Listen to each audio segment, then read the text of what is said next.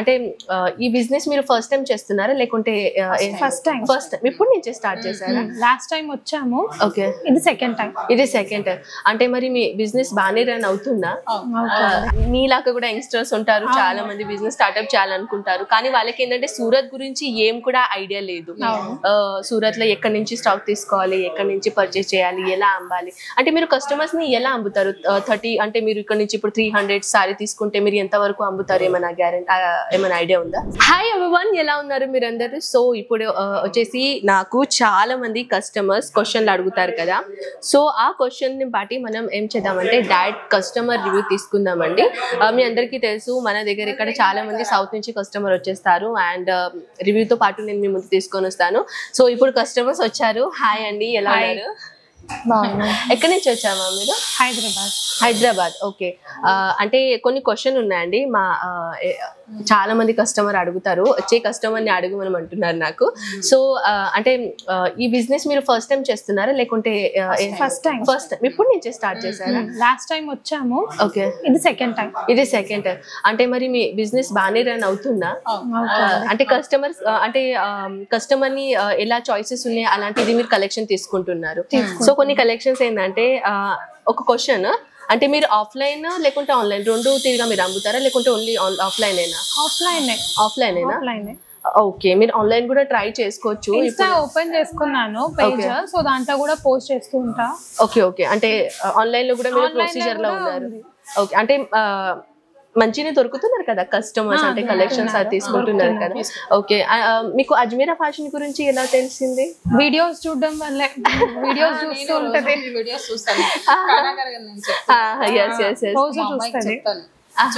ఏం పెట్టిందో మళ్ళీ post video. Oh my God,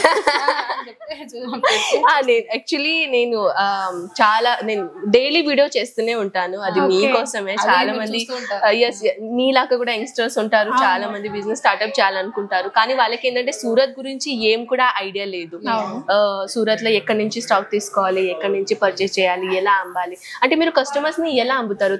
30 అంటే మీరు ఇక్కడ నుంచి ఇప్పుడు 300 సారీ తీసుకుంటే మీరు ఎంత వరకు అమ్ముతారు? ఏమైనా గ్యారెంటీ, ఏమైనా ఐడియా ఉందా? అంటే ఇన్స్టాల్మెంట్ లో ఇస్తాను. అట్లా అంటే లేను.